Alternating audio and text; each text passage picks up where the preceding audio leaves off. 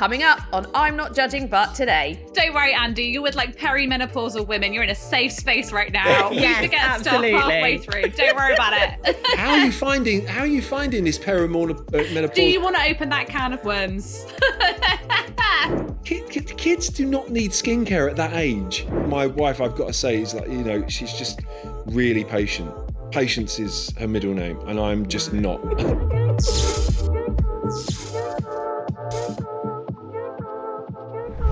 Hello and welcome to I'm Not Judging But, the podcast where we, three mums of school-aged kids, dive into the hilarious, chaotic and sometimes questionable world of modern parenting. I'm Briony May Williams. And I'm Charlie Fuge.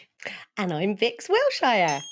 We are not experts and we are definitely not perfect, but we are in the thick of it just like you. From birthday party politics to screen time battles, we're here to say the things you're thinking. With a healthy dose of humour, honesty, and absolutely no judgment. Well, maybe just a little.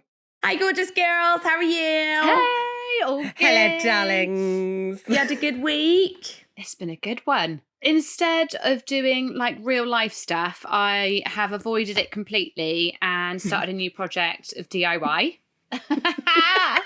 So instead of doing like really important stuff, I've painted walls and frog taped, which Love I think that. is super important. You know, how has your week been, Bri? How the hell did it go? You were so funny, Bri. So good. Bless your heart. So yeah, I was set a challenge by Children in Need and Morning Live to do stand-up comedy in Manchester on a Thursday night at an actual comedy club.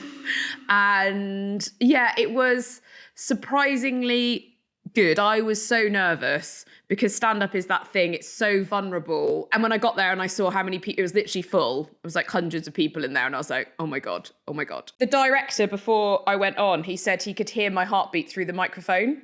I was so nervous. Hey. Yeah, which he was like, never had that before. I was like, oh, good. Oh, But everyone was so nice and kind and supportive. And and it was lovely. And and it went well. People laughed. It was so funny, Bri. It was so thank funny. you. It You were was like great. amazing at it. It looked like you'd been doing it for years. Honestly. Yeah. I know we're your best friends, but I am telling the truth. Okay? You just didn't seem nervous at all. At all. Honestly, you didn't. I really was. Well, you hid it well. Babe. I wore white-proof trousers just in case. Delightful. What about you, Vix? I could see you've got some tinsel going on in the background. Well, obviously we have celebrated Novembermas. Beautiful. Our own family tradition. Yeah. My friend's daughter came in on Saturday, came round for tea. She went, oh my God, Auntie Vix, it looks like Christmas has come and puked in your house. Beautiful. It's like, just a little one. Just a little one. Just but a yeah. little smudge. Just got a few little things out, I just gotta love it. It all sprinkle goes like so quick. I just want to make the most of it. Well, I gave Nora a date. She was like, when can we start listening to Christmas songs? I was like, not yet. Like, this is October. I was like, calm down. And I said, right, after Daddy's birthday, which was the 12th, I said, after Daddy's birthday, we can listen to Christmas songs, literally 13th in the morning. Right, put the Christmas songs on. Love that. So I bet. I walked into school this morning and we had an AirPod in each and we were listening to Christmas songs on the walk to I school. love that. Love that. We've been listening to Christmas songs since June. So it's been going well. But you know the nativity, like nativity 1, 2 and 3.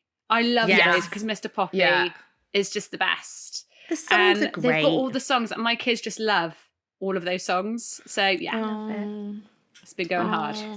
Oh my gosh. I am so excited about today, girls, because we've got a lovely guest on. He's an icon, the longest standing CBeebies presenter and fellow Bristolian, the legend that is Andy Day. Woohoo! So Amazing. exciting. Oh yeah, so in lockdown, remember those days, I did a series of bake-alongs on my Instagram for kids, because obviously all of us parents were going absolutely mad with trying to keep our children occupied in the house. Yes. So I thought, I'll do some bake-alongs, and I had people like Dr. Range and Vic Hope and people like that. And then I thought I'd reach out to Andy Day just as a, hi, you're from Bristol, I'm from Bristol.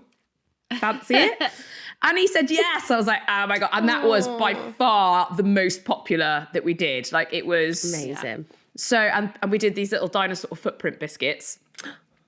And he's so lovely, and like everyone was just having the best time, and he was saying hi to all the kids on, that were joining and stuff, and he's just such a nice guy. I'm very excited to chat to him if you guys can meet him. Me too. I cannot wait. And we've got some exciting stuff coming along in the Overheard in the playground as well today. It's to do with skincare, but I'll say no more. Ooh, Say no more. Okay. And we've also got some great voice notes from kids with questions for Andy. Plus one from my husband, Matt. He was Can't very wait for that. excited. I love that. All the kids and then He's Matt. a big kid. Yeah, and then Matt. On I'm Not Judging But today, we are so excited to have this fabulous guest on the podcast. He has spent years inspiring children with curiosity, adventure and kindness, from Andy's Wild Adventures to Andy and the Odd Socks. But beyond telly, he's a dad too. And today we're chatting about life off camera, the joys, the chaos and all the bits in between. Please welcome the amazing Andy Day. Yay! Hi Andy Day Hello, from the telly. everyone. How are you? I'm very well, thank you. I've weirdly just had a massive operation because my brother needed a kidney. Oh my gosh, yes, we saw that. We saw. Wow. So I'm just recovering from that and recovering well as well. My brother's doing really well, so it's all good.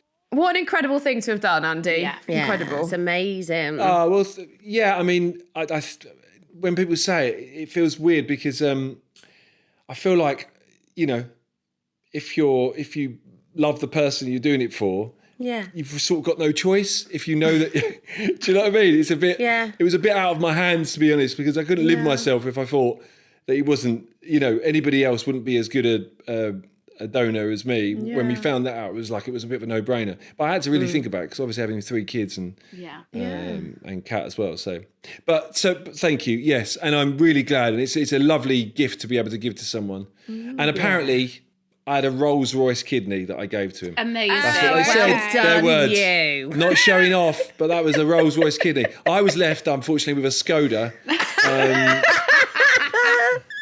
which is why it's taken a while. No, it's all good, and he's doing amazing. So it's all good. Anyway, that was the answer to your question. I've sort of been doing nothing other than recovering. Good. That's really That's Andy, good. going on. I did see the clip on Instagram where you went through it all and cried my eyes out. It was so emotional. It was like more emotional than the Waitrose Christmas advert. It was just full on. Yeah.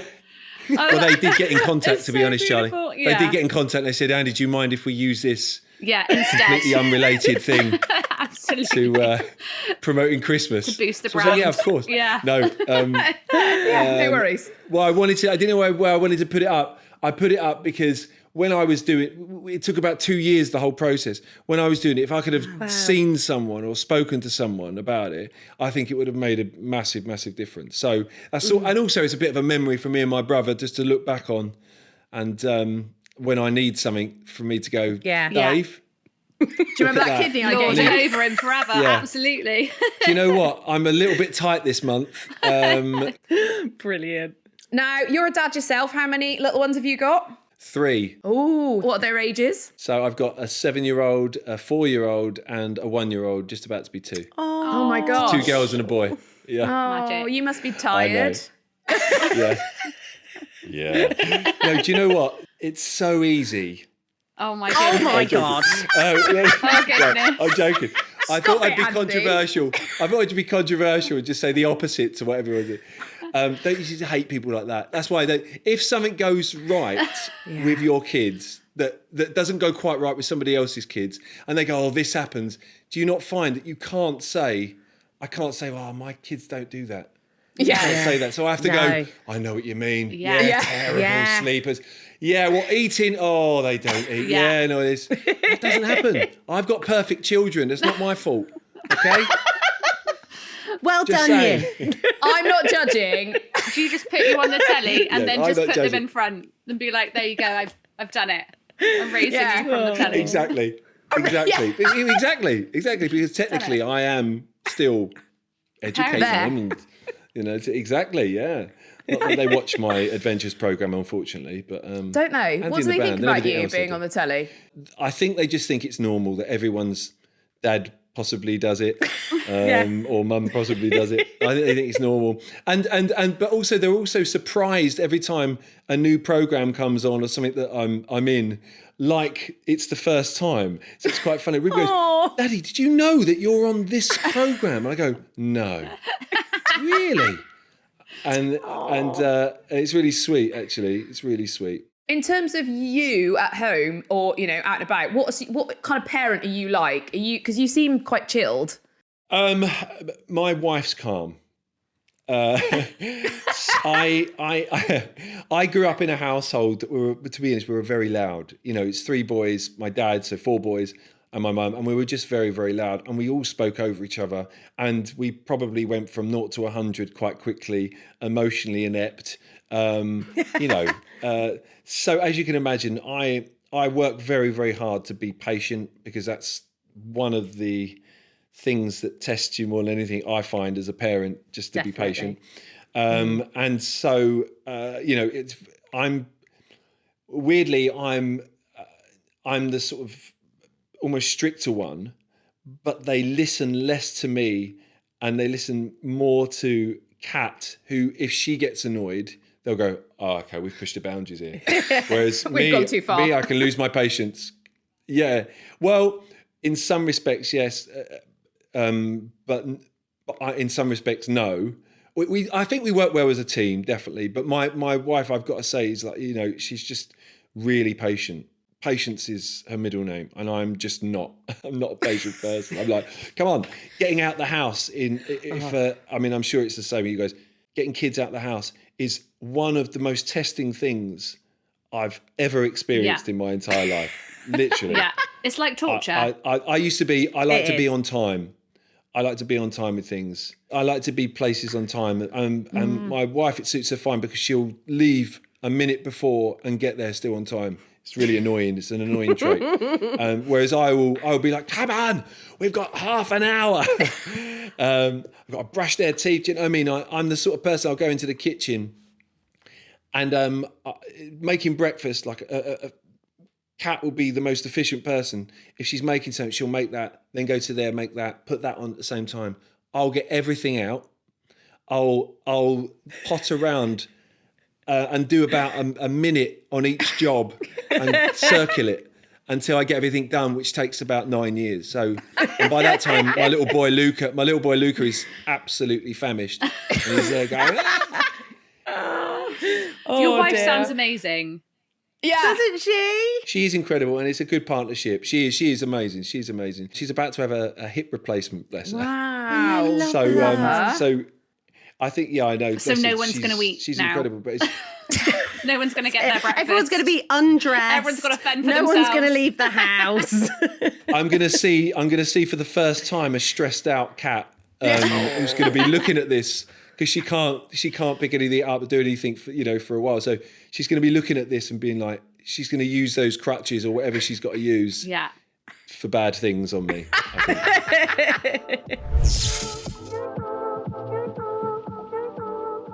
Andy, this is the part of the podcast where we share something shocking that we've overheard this week. We like to call it Overheard in the Playground. And Charlie's up this week. What have you heard, love? I am. So this week in the playground, I heard, I think they were around about kind of 7 or 8 years old, a couple of girls in the playground, and they were talking about skincare and what they wanted for, so they were talking about what they wanted for Christmas. And on the Christmas list was like face masks, and they were talking about like, those like under eye patches and all of those types of things.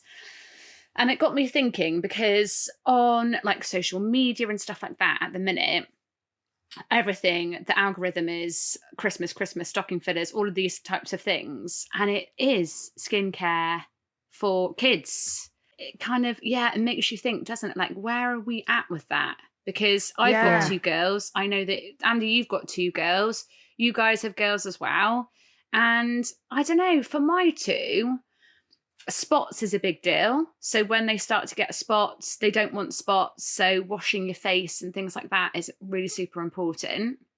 Back in my day, it was like tea tree oil, bit of toothpaste. That's it. Situation. TCP. To save the day, dry it out. Toothpaste.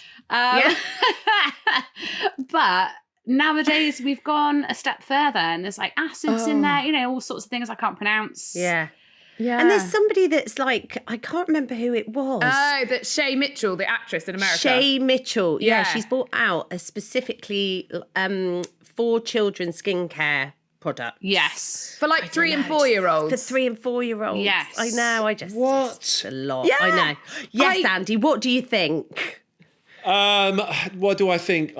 I worry about social media so much separately to skincare products for 3 and 4 year olds. Yeah. I worry about the sort of self-image thing. Kids do not need skincare at that age, unless there is some kind of something that's, you know, a disorder of some kind that's like, you know, given to them by doctors or pharmacies. They don't need skincare. They don't in need my to opinion. cleanse. Yeah, I mean, maybe cleanse, I tone don't and know moisturize. enough about this, but I don't think a 3 or 4 year old needs skincare. It's ridiculous. I'm not judging, but kids don't need No. skincare. Sorry, you're absolutely right, Andy. They don't. Like Nora, she's 10. She's fascinated by skincare. And she'll come home, she'll be like, I want this toner and I want this moisturizer. And I'm like, do you know what's in that? She's like, no. I was like, look at these percentages here. Those are acids. Yeah. You do not want to be putting those on your beautiful, perfect skin. Yeah. Like, No. you know, and I Because just... it will have an effect. It will Yeah. definitely have an effect. But these brands are aiming them at these young children because they're all like bright pink colours or bright, you know, the colours and the font and everything. It's aimed at bringing them in and drawing them in. And like you were saying, Charlie, I didn't know what skincare was when I was younger. No, like, not at all. I barely know what it is now, to be Bring honest with back you. the toothpaste. Toothpaste. I just don't think that these, you know, perfect little pickles should be putting stuff on their face.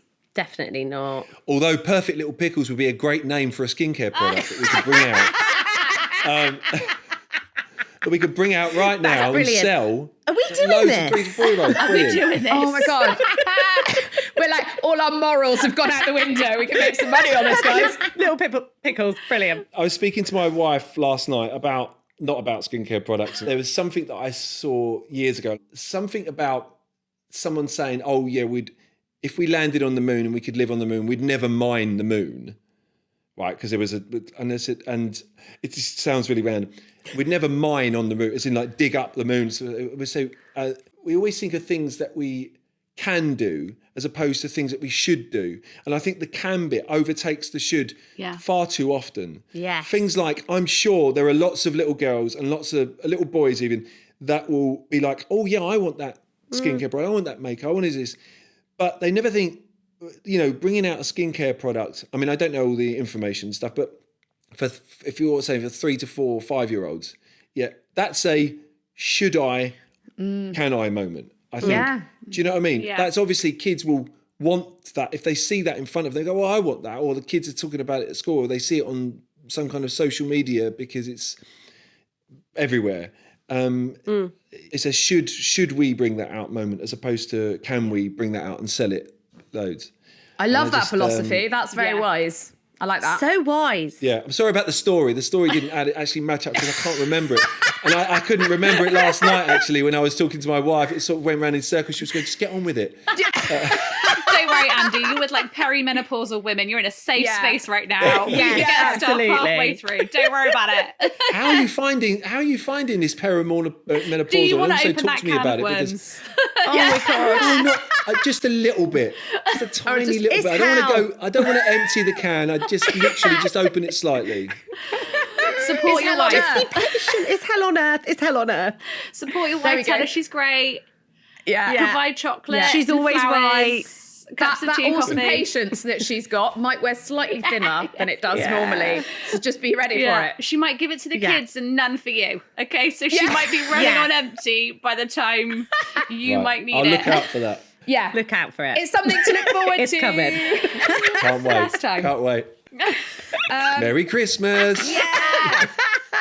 Oh, now talking of Christmas, it's 5 weeks until Christmas Day, and you've got a great Christmas gift for the Kiddywinks, haven't you, Andy? Tell us about your new Christmas children's book, Dillo, the Dino Boy Saves Christmas. Tell us all about it. Very exciting. Well, it's about a little boy that when he sneezes, he turns into a dinosaur. Amazing. And one one time, all his mates love him, and he's got loads of mates at school, and they have loads of prehistoric playtime and love it. And then all of a sudden he gets a cold, and it's not so bad. Then he gets it really, really bad. And it's his first ever cold as well, so he's not experienced this. And Christmas Eve comes, and he's just as snotty as anything. And he does the biggest sneeze that he's ever done, and turns into the biggest dinosaur, the Patica Titan. Turns into a Patica Titan, and he comes out of his house and he knocks Father Christmas off his sleigh. And then, a bit dishevelled, he can't finish his rounds, of course. And so Dylan decides that he's going to help, and he can become all these different dinosaurs to try and help. First of all, it doesn't start off so well. And he becomes like an ornithomimus, which, if you don't know your dinosaurs, is a bit like an ostrich. So it doesn't really help when it's on the snow and it's slippery and he's just sort of running around. Anyway, the point of this book is mainly to teach kids about dinosaurs and to get as many dinosaurs in there as possible. And I've managed to get 26 in there, which I was quite proud of. That's and it gives the different meanings of the names, which I always find fascinating myself, how they come to be named what they're named. So I've told you the book. You don't even have to read it now. You know the story. Spoiler alert! But the illustrations by Alex Patrick, and They're so I believe, beautiful. Oh my God, he's so good. So good. He's so good. Yeah, he's done those because we spent a while looking for the perfect sort of illustrator, and the way he does his dinosaurs, the way he does the dinosaurs for me is just incredible, because he's got that real sort of animated, colourful, fun look, but he's also quite true to what the dinosaur supposedly looked like. Yes. I think he's done a fantastic job, and it's out now. It's a great little Christmas book, and I hope kids enjoy it. They're going to love And it. parents. Absolutely. And then aren't you off to Australia in the new year? Yeah. With the I'm Odd going on Socks. tour to Australia. That's it. Going on tour again. We toured last year, which was amazing. So we're doing a slightly shorter tour this year, but we're out there on the 8th. So cool. For my sins. I said to my wife, I'm really sorry that I've got to go. I really don't want to go into the beautiful sunshine and have fun with my bandmates for 2.5 weeks. I really don't want to go. I'll take your place, Andy. I'll course, take one for the team. If you need me, I'm here. Just tag, Have you got a good wig, tag me Charles? in. Good wig. Sure. Nice curly wig. Sure. You need a good wig. Right, now, every week we bring you the latest news from the mad, messy world of parenting, from screen time battles to school lunchbox politics. Last week, I came across what I think is a brilliant trailer for the new Toy Story 5 film. I don't know if you've seen it yet. Just to explain to the listeners, the doorbell rings and Mummy says, Bonnie, there's a package for you. Cuts to all the toys that we know and love. They're shaking. They're scared of the new toy arriving. But then the text says, in the summer of 2026, the age of toys is over. And then they add a question mark to get you to think, is it, isn't it? And then we see Bonnie, who's supposed to be about 8 years old, open a package and it's got an electronic tablet in it. I was like, oh no, Toy Story 5, shouldn't they leave it alone? And then they just come up with a blooming brilliant idea. Love What a it. clever concept. Very, very clever. Very clever. Yeah, do you think Pixar is kind of holding up a bit of a mirror to parents with this teaser? What do you think? How does it make you feel, Andy, as a parent? I think it's a big question and a big subject on lots of parents' radar at the moment. And I hope that Pixar is doing that. I hope that it's highlighting something that I think is an issue, especially within schools of probably much more at the moment your kids' ages. It's so difficult. Listen, I don't know about you. I'm addicted to my phone. I will sit there and I will doom scroll. And I hate it. I hate that. When I'm tired, it's when I'm tired. Yes. It does something. It's like dopamine levels. It does something to you. And that's me as an adult who you would hope could be quite rational with decisions. No. So I think it's just detrimental to kids. The kids don't really, mainly because we can't find them. We have a tablet for to just we'll sort of download programs and stuff like that for the kids in the car. although we haven't used them in ages, they haven't asked for them. So we try and sort of make it until they sort of, until there's a meltdown of some kind where we go, oh no, okay, let's get the iPad out. We don't really use it. Sometimes with Luca, it will just calm him down because, he might, if he's wherever, we might be out and about and he might be like really hungry and tired and there's not really much we can do. We just need to calm him down. So we'll put it in front of him then. But generally, luckily, the kids don't really know much about it. Yeah. But loads of my mates with teenage kids, they want a phone. Most of them have got a phone. Yeah. It's just, I just don't want it to be an issue when my kids get to sort of young teenage years, and I want it gone out of school. I really want that sort of to be cracked down. And I hope Toy Story is sort of highlighting that in a fun way. Yeah, I think they are. I think it's because with Toy Story, the whole idea is that it's about imagination, isn't it? Like you play with your toys and it illuminates, lights up your imagination. Whereas with a tablet or a phone, you don't get that as much. No, you're being told it, aren't you? Yeah, you're being told it. Absolutely. So yeah, it's such a generational thing, right? That kids get bored so quickly, so easily, because they're so used to when you're watching TV, the next program will come on, the next program will come on. They constantly it's like my kids said the other day, they'd literally had the best morning, right? And then they went, I'm bored. I was like, what? Are you kidding me? Yeah. We've just had an amazing morning. Or at the end of the day, I'm bored. It's like, I'm really lucky with my girls. And actually, Luca, I've never experienced this with a boy. Lots of my mates' boys will like literally have the attention span of a moth and just run off. The girls will literally go in and they'll have and they'll sit on the desk and they'll draw for ages. They'll make something for ages. They've always been like that. They'll take that time. Whereas most of my mates' boys would stay at something for about a second and then go off. But Luca's not like that. He's actually, maybe it's because he's sort of seen from his sisters, but he does sit there and he will play with toys, and then he might go off and go and play with something else, but it will be on his own. He's not so bad, but that's lovely. I can't remember my point. I think you're saying about bored. No, but do you think it's okay to let children be bored? Because I have this same thing. Like I'll do something amazing with Nora, and then she'll be like, "I'm bored." I'm like, so be bored. Yeah. That was because that's what we were when we were younger, and then you make your own fun up, or you go and just chill. That's it. They're looking for the next hit, and it's not their fault either. No. It's just the way society is at the moment, the way we are as well. It's not like we're demonstrating much better behaviour. Yeah. It's it's that societal sort of thing that's they just want the next hit, and it's worrying. I think kids should be bored. I think there should be time to be bored. Yeah. And I think we shouldn't feel guilty about that as a parent. We should just go, right, we'll go and be bored. Go and sit, go and make something up on your own, or just go and sit and just have a bit of quiet time. Go and read. And Ruse is very good, actually. She'll go and, once you tell them that, I think once you tell them that, they're pretty good, unless they're not, of course. And then that's like, You and your perfect kids.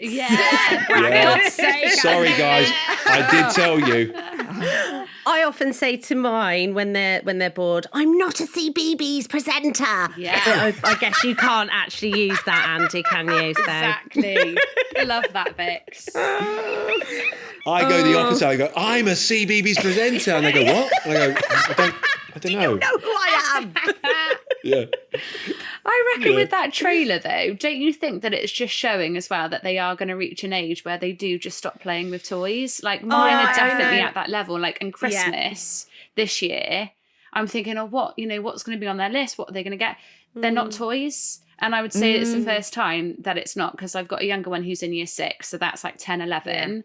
And that I would say is the age. And I think that for me as well, I think that was the age for me. And that wasn't phones and tablets. But I think at that age, I was kind of like trying to hide my Barbies, and not being as vocal that I was a Barbie lover.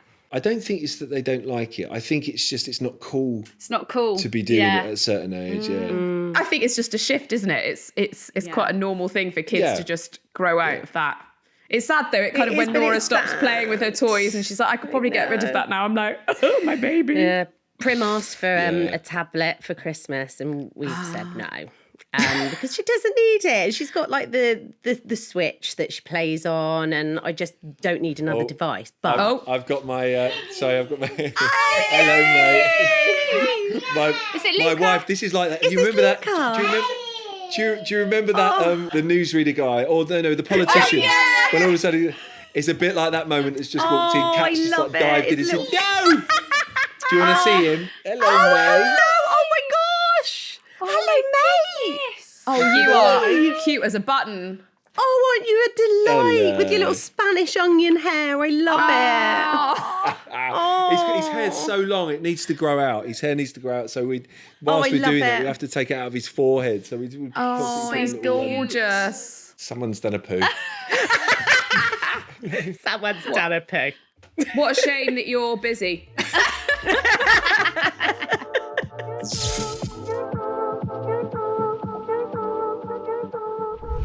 Right, we've asked our listeners to send in voice notes from their children, so we're going to play a few of them and see if you can answer them. I'm sure you're used to this. Right, first one. Here's Ada, age 7. Hi, my name's Ada and I'm 7 years old. If you can be an animal for a day, what would it be? Good question. I'd be a sloth. I would. Great answer. I'd be a sloth. So cute. I'd lay up in a tree. I'd move really slowly, and I'd just with not a care in the world. That sounds great. I'd be Lovely. a sloth. Good question. Yeah, that is Love a that good question. Next up, we've got Lila, age 9. When did you get an interest in animals? When did you get interested in animals? I think I've always been interested in animals as a kid. I think, nature and natural history is always something that most kids are intrigued with, and I definitely was.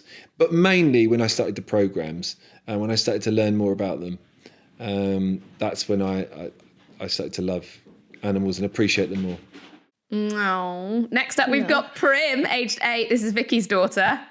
Hi, my name's Prim and I'm 8 years old. My question is, if dinosaurs were still alive and you annoyed a vegetarian one, would it attack you? What a great question. I love her so much. Really good question. It depends if I stole the trees and the plants in the land for them not to eat. I think anything hungry could attack. I think it would be more on the defence than the attack, I would imagine. So they're not. Yeah, I would imagine the meat eaters were a bit more attacky. I wouldn't mess with an Argentinosaurus, or I wouldn't mess with a herbivore in general. Some of those herbivores can Cause some damage. stamp on you. Yeah. When I read that question, I read, if dinosaurs were still alive and you annoyed a vegetarian, would it attack you? I was like, so if dinosaurs were Those are alive... two questions. It's two questions, yeah. If you annoyed a vegetarian, would that vegetarian attack you? But Yeah. Just stay out of better foods. yeah. Prim worded it much better. Okay, Morgan, age 6. Hi Andy, I'm Morgan and I have a question for you. If you weren't on TV, what would you do? Oh, yeah, good one. I That's a want to great know. question. That's a good question. I think I'd do something to do with travelling, because I enjoy travelling. I mean, there's probably plenty of jobs to do with travelling, but I can't think of anything specific. I just want to go away and travel, really, with the kids. Nice. Do you know what? Some vlogging thing where I could travel, Judith Nice. Chalmers. see the world. Judith Chalmers. The new Judith Chalmers, Andy Day. And then we've got Otis, age 6. Hi Andy, my name is Otis. What's the best Christmas present you've got for Christmas? Oh, Otis. That's a really good question. Do you know what? And talking nostalgia as we have been, I remember getting the Scalextric set when I was a kid, and I never forget it. I absolutely loved it. And not the same year, it was the year before. We used to get one big present and then like socks and spray. I don't know if that's the same with you guys. But I got this Toby truck. I used to program it in. It would go in different directions, and I loved that as well. Good question. Right, we've got one final voice note from a very special guest. It is actually Vix's husband, Matt. Hi Andy, I'm Matt, I'm 42, and my question is, what are your thoughts on the fact that T-Rexes didn't actually have tiny arms, they were really wings? Ooh. Is that true? That's the first time I've heard that. Mind blown. That is the first time I've heard that. Has he made I that think up? he's made that up. I don't know. We'll have to have a quick Google. I mean, I know that the two-legged theropods are supposedly had feathers, so that would involve T-Rex as well.